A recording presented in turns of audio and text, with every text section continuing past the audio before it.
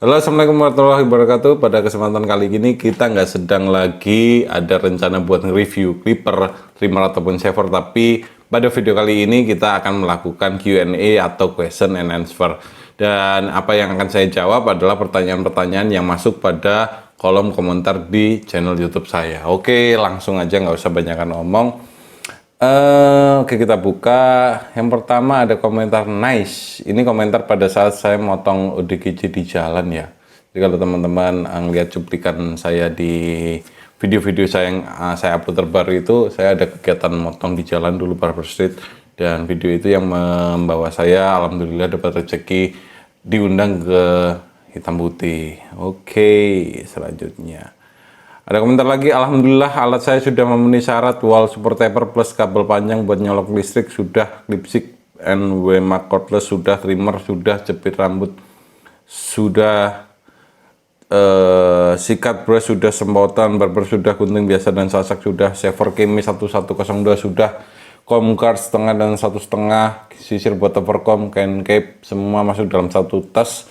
Sudah banyak pelanggan yang saya layani lewat servis cukur at home. Oh, dia menanggapi video saya yang mau buka barbershop, butuh alat apa aja, cek dulu di sini. Dia berkomentar tentang itu, dan Mas yang berkomentar ini namanya Mas Jalu Sukma. Oh, saya ingat kemarin dia datang ke rumah saya, emang transaksi beberapa barang, dan ini mungkin seperti review ya hasil belanja di tempat saya. Terima kasih Mas Jalu Sukma, mudah-mudahan puas dengan alatnya. Saya tunggu belanja ya kembali.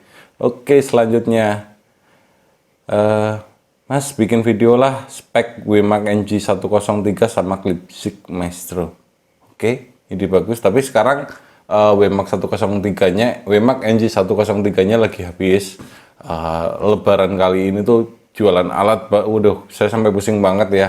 Alat kadang-kadang belum datang, udah permintaannya cukup tinggi, atau permintaan cukup tinggi, alat ternyata nggak ada, dan sekarang NG103 lagi kosong, sehingga requestnya Clipstick Maestro ini di head to head sama itu saya belum bisa bikinkan, mungkin next ya kalau stoknya udah ada lagi. Oke, beli di mana Bang? Beli di saya. Saya pasti biasanya sertakan link di komen ya, saya kasih pin sehingga komennya muncul di atas sendiri, bisa diklik itu aja. Ini ada, bukan pertanyaan sih, ini seperti mengomentari video saya yang waktu saya nge-review tentang ini saya salah beli. Oke, beli di Lazada kan resmi Jupiter. Saya juga beli di Lazada dan di halaman resmi Jupiter juga. Cuma oh ya, saya jelaskan ya update kasus terbarunya tentang Jupiter saya yang ini. Jadi kemarin kan niatnya memang saya return. Nah, ketika mau saya return ke sana sama pihak Lazada disetujui, saya sudah dapat kode returnya, saya ke JNE, tetapi dari penjualnya itu belum di ACC, dan sampai sekarang saya yang agak males juga, toh alat ini sebenarnya fungsi sih, jadi ya nanti akan saya jual atau saya pakai sendiri dengan spek yang ya seperti yang ini ya. Jadi kalau mau tahu spek yang seperti ini, kalian bisa lihat video tentang Jupiter 2550. Oke, setelah saya beli WMAC NG101 di toko Anda, performa WMAC NG101 saya rasa cukup memuaskan. Saat tes untuk nyukur customer, visunya tajam, bodi nyaman di genggaman, sehingga memudahkan gerakan tangan ketika membuat gradasi karena customernya minta mid fade. Kesimpulan, dengan harga yang terjangkau, WMAC NG101 sangat rekom untuk operasional cukur panggilan seperti saya. Oke, ini tambahan review dari pelanggan saya soal WMAC NG101. Dia menjelaskan review secara jujur. Saya nggak kenal secara personal, tapi kemarin gara-gara beli ya saya jadi kenal gitu ya. Dia menceritakan hal-hal baik tentang WMAC NG101. Jadi gitu ya teman-teman. Saya mungkin perlu menceritakan lagi untuk para subscriber saya atau penonton video saya yang udah lama mungkin tahu ya, saya ini punya background seperti apa kok sehingga tiba-tiba kok ngomong tentang alat itu kayak so tahu banget ya. Beberapa alat mungkin memang saya belum pernah coba gitu, tetapi saya sudah punya banyak banget alat-alat, baik itu wall, Kemi, Clipstick di beberapa barbershop saya. Dan kok bisa punya banyak, memang barbershopnya ada berapa. Jadi background saya adalah saya pemilik usaha barbershop dengan brand Roka Retro sebanyak 1, 2, 3, 4 cabang. dengan brand Cangkir Cukur juga ada 4 cabang. Dan saya tidak tumbuh dari awal itu sebagai seorang pengusaha aja, tetapi rintisannya saya mulai dari saya jadi barber juga. Sehingga teknis-teknis tentang mencukur, teknis-teknis tentang alat dan lain sebagainya, insya Allah sedikit-sedikit, saya nggak mau bilang banyak juga, saya mengerti. Dan kemudian di periode ini saya kebetulan adalah ketua komunitas barber Malang, sehingga referensi saya tentang alat-alat ditambahi dengan hasil diskusi saya di komunitas dengan teman-teman yang lain. Jadi teman-teman di komunitas saya beberapa bahasanya juga kan biasanya tentang alat gitu ya, alat ini seperti ini, alat ini seperti ini, alat ini seperti itu, dan seterusnya, sehingga itu juga menjadikan saya punya tambahan referensi dari luar pemahaman yang saya pahami. Plus yang lain adalah sekarang grup-grup diskusi di Facebook itu sebenarnya juga sering banget atau seneng banget mereka bahas-bahas tentang kelebihan dan kekurangan alat satu dan yang lain. Sehingga pengetahuan dari sana biasanya saya compare. Selain saya baca speknya secara lengkap juga, saya tambah referensi dari Google plus beberapa alat yang sudah saya pakai di barbershop, di 8 barbershop saya dapat hasil review itu biasanya dari situ juga. Jadi untuk teman-teman yang misalkan kasih ide saya, harusnya dicoba bang sambil potong, sebenarnya sudah sih, tapi ya di barbershop gitu.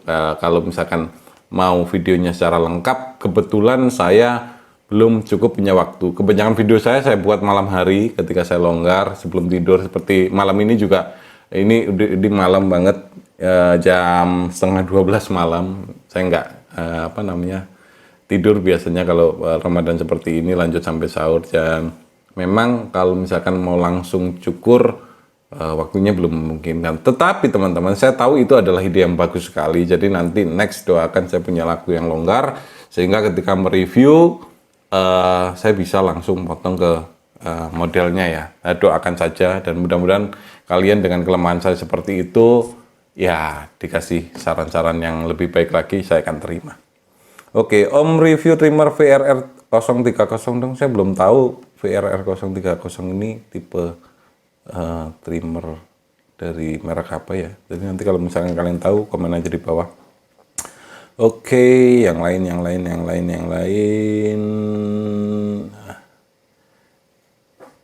Ini ada komentar saya sih, kondisi bisa lama, biasa lebih dari seminggu. Oh, ini bertanya soal pengiriman keluar daerah atau keluar Jawa. Jadi teman-teman sekarang yang mau transaksi, mungkin biasanya H-3 atau H-4 batasi dulu deh ya transaksinya. Soalnya nanti kalau kalian butuhnya cepat, percuma juga. Samanya besar kemungkinan pasti habis lebaran. Saya aja masih ada 2 orderan lagi belanjaan saya yang sampai saat ini nggak sampai ya ini nggak usah ngeluh juga, memang yang salah bukan sellernya tapi ekspedisinya memang overload. Harganya berapaan ya? Ini bertanya di tipe clipper yang ini, Keme 707 set yang merah. Ini kan di tempat saya lama kosong ya, dan kemarin dapat barang itu udah naik, sekarang saya jualnya 375. Padahal kemarin itu sebelum naik-naik saya jualnya bisa maksimal tuh hanya 300, seringkali di bawah 300. Sekarang naik. Oke, Om, kalau Clipstick Maestro sama Keme 2604 lebih rekomen yang mana? Clipstick Maestro adalah yang ini. Clipstick Maestro sebenarnya kalau dibandingkan speknya dengan 2600 2604, menurut saya itu dia berada di kelas spek yang hampir sama-sama aja, gitu ya. Cuman ada cumannya. Keme 2604 itu menurut saya adalah clipper yang tenaganya sudah cukup, ditambah fasilitas LCD displaynya dia sudah ada, dan yang ini nggak ada gitu ya. Tapi kalau misalkan suruh head to head sih, saya punya pengalaman baik sih dengan Clipstick kaset 800, sehingga produk-produk dari Clipstick itu yang saya anggap sebagai kelebihan itu biasanya di keawetannya. Kalau produk-produk dari Keme, dia ada batas umur yang kadang-kadang di luar ekspektasi kita ya. Kita misalkan berekspektasi sampai 1 tahun, tapi kadang-kadang hanya bertahan 6 bulan, 7 bulan, seringkali bisa seperti itu. So, kalau misalkan dipaksa untuk memilih antara Clipstick Maestro dan 2604, pilihan yang berat, dua-duanya sama-sama oke. Tapi kalau misalkan saya pribadi sih mungkin ke 2604. Tapi misalkan teman-teman butuh fitur ada LCD display-nya untuk mengetahui kapasitas baterainya, ya saya rekomendasi yang 2604. Oke, Jadi untuk pemakaian pribadi kami recommended dong. Ya recommended banget. Karena kebutuhan kalian untuk motong pribadi itu sehari berapa kepala sih? Paling misalkan kalian lagi mau cukur barang-barang teman, keluarga, atau siapa yang kalian mau potong juga nggak sampai yang puluhan orang, belasan orang. Jadi saya rasa Kemi cukup recommended banget. Mas 1996 saya cepat panas punya solusinya Mas. Ya ini pertanyaannya sebenarnya kurang lengkap. Yang panas ini baterainya atau mesinnya atau plate-nya. Tapi kalau tebakan saya sih biasanya kalau bilang panas itu di plate-nya. Dan panasnya plate itu dipengaruhi biasanya kita main alur logika aja. Kita main alur logika dulu. Kenapa kok blade dari clipper itu bisa panas? Karena dia bergesek. Ya, secara logika sesuatu yang bergesek terus-menerus itu akan menimbulkan panas. Itu hukum energi. Ya, jadi sebuah gerakan menciptakan energi panas. Itu pasti kalian coba dimanapun setiap yang bergerak pasti bisa menimbulkan panas. Nah, sehingga yang paling disarankan ketika ada gerakan yang konstan seperti itu dengan cepat dan waktu yang lama adalah sering-sering meminyaki plate-nya. Itu nggak hanya bikin licin, tetapi juga bisa meredam panasnya efek gesekan. Gitu ya. Jadi kalau di mesin motor sebenarnya dikasih oli itu nggak semata-mata dia ya buat gaya-gaya dikasih oli aja, tapi juga untuk meredam panasnya. Jadi misalkan ini pertanyaan soal blade, saran saya sih coba sering-sering dilakukan peminyakan. Oke. Ini ada yang tanya lagi, apa saver harus diisiin oil juga? Kalau iya, bagian mana diisiin oil atau pelumasnya? Oke, alur logika pertanyaan sebelumnya masih saya pakai ya. Setiap benda yang bergesek itu harusnya diberikan pelumas. Kenapa? Karena kita mengurangi impact dari gesekannya dan juga kita mengurangi efek panas dari gesekannya. Nah, tetapi pada kasus saver itu dia agak unik. Kalau misalkan kalian ngasih oil di foilnya yang atas ini dan itu kebanyakan, kadang-kadang nggak terlalu efektif juga menurut saya. Yang ada malah kotor. Sorry, kita buka ya, ini agak susah. Oke. Ya, jadi kan misalkan dikasih ke sini, dia kan bergesek dengan ininya. Ini ya bisa jadi efektif nggak efektif, tapi memang tidak ada hal lain yang bisa dilakukan untuk diberikan minyak kecuali di sini. Tetapi biasanya kendalanya residu bekas potongan saver itu dia halus banget sampai kayak debu. Nah, ketika kalian kasih di sininya dan terlalu banyak, ini pasti akan jadi sumber masalah baru. Setidaknya nanti ketika kalian mau aplikasikan ke customer bisa jadi dia kotor begitu ya. Jadi ya kalau memang perlu dikasih karena dia kan bergesek atas bawah. Setiap yang bergesek pasti idealnya harus diberikan pelumas atau minyak. Tetapi kalau mau ngasih di saver, saran saya sih nggak usah yang terlalu banyak, sedikit aja, atau sering-sering dikeringkan. Jadi misalkan habis kasih pelumas, bisa pakai tisu atau pakai spons dan lain sebagainya yang halus-halus, dia sedikit dikeringkan. Jadi nggak usah yang terlalu basah banget. Mungkin itu sih tips dari saya. Oke, kita lanjut. Nampak gayanya udah dimodified blade-nya. Dia ngomentari yang Kemi Trimmer 1971. Sebenarnya bukan saya melakukan modifikasi, tetapi dari awal saya belanja itu entah kenapa tidak sesuai dengan gambar di depannya. Oh, barangnya ada nggak ya? Oh ya. Oke, yang ini. Yang ini ya. Jadi Kemi 1971 itu kalau gambar di depannya dia keterangannya kan.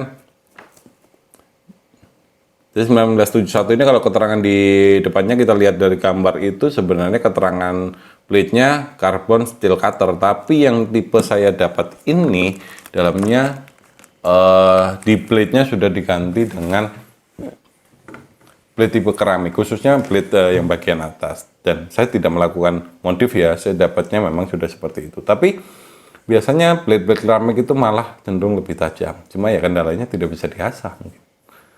Oke. Antara Clipsik Maestro dengan Kemi 2600 ohm mata pisau tajam yang mana?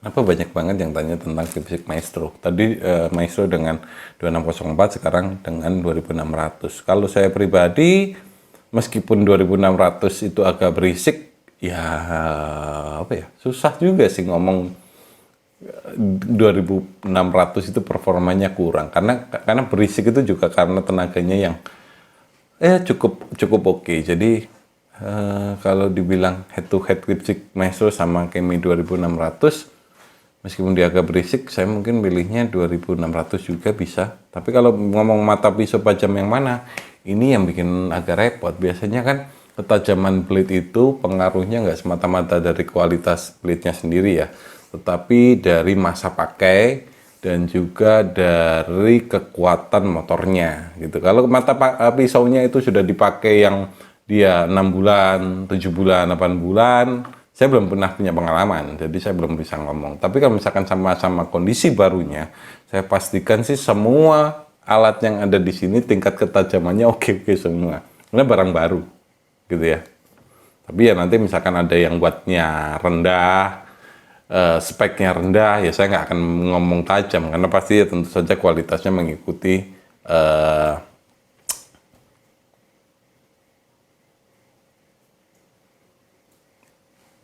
performanya secara umum.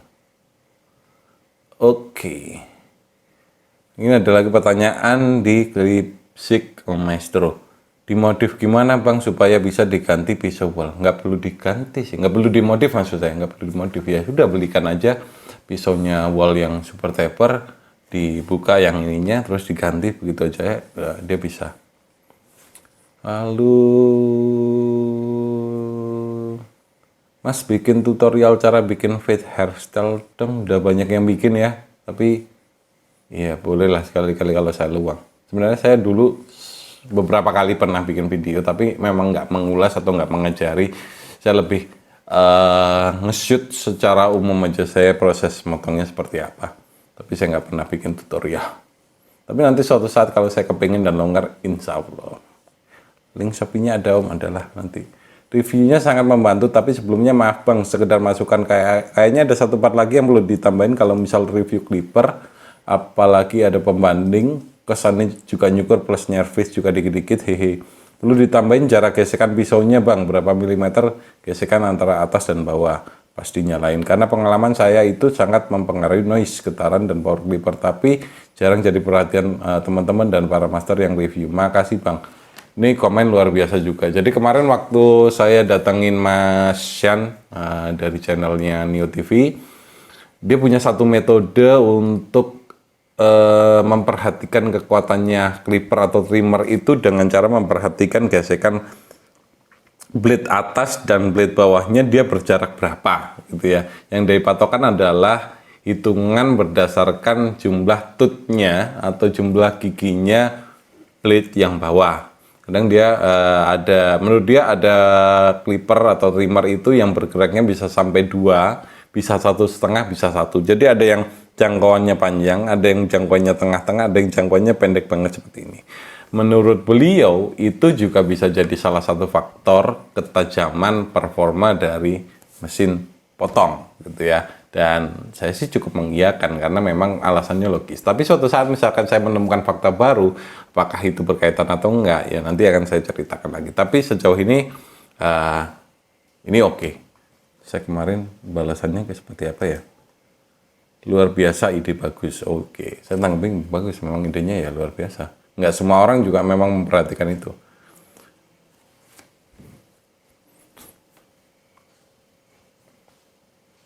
Oke, selanjutnya adalah Mas, saya pengen beli clipper produk Kemi, minta saran linknya Mas untuk beli clipper yang recommended buat saya beli. Makasih. Ini pasti langsung saya kasih jawabannya karena berhubungan dengan jual beli. Untuk ketajamannya gimana buat kerja jangka panjang? Ini dia bertanya di di Kemi 707. Teman-teman, ada bahasan saya tentang Kemi. Saya lupa sih videonya apa. Tapi kalau saya ingat-ingat lagi sih kayaknya di judul videonya yang apakah produk Kemi itu rekomend, nah gitu guys. Tapi kurang lebih begitulah judulnya, saya agak lupa. Jadi kalau teman-teman mau pakai produk Kemi sebagai produk yang utama, di banyak video saya bilang banget itu harusnya jangan. Kecuali kalian punya cadangan. Jadi misalkan kalian beli Kemi itu langsung 3, Kalian nggak pakai produk dari Wall, nggak pakai produk dari Andis atau apapun yang lebih mahal, ya nggak masalah. Gitu ya. Tapi kalau kalian itu satu-satunya alat di barbershopnya hanya Kingmei, ya sebaiknya jangan deh. Karena nanti misalkan ini pertanyaan soal ketajaman jangka panjang, soal performanya jangka panjang, ya dia nggak akan sebaik produk-produk yang memang sudah bagus dari awal seperti Wall dan lain sebagainya itu.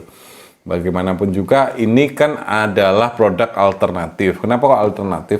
Karena harganya terjangkau. Alternatif ketimbang kita beli yang mahal gitu ya. Ya namanya alternatif, tapi jangan lupakan produk yang utama gitu. Kecuali ada teman saya yang misalkan pakai produknya itu produk cordless Cina semua, tetapi ya tidak hanya satu, dia punya 2 atau 3. Nah, pertanyaan ini kalau ketajamannya jangka panjang, balik lagi, dia dipakai sebagai yang utama atau yang buat cadangan. Kalau buat cadangan sih kita ngomong 7 bulan gitu ya, 8 bulan mungkin masih oke. Tapi misalkan udah ke atas ya sama, Wall juga kan perlu asah. Dan kalau produk-produk ini ya tentu saja ketajamannya bakal berkurang.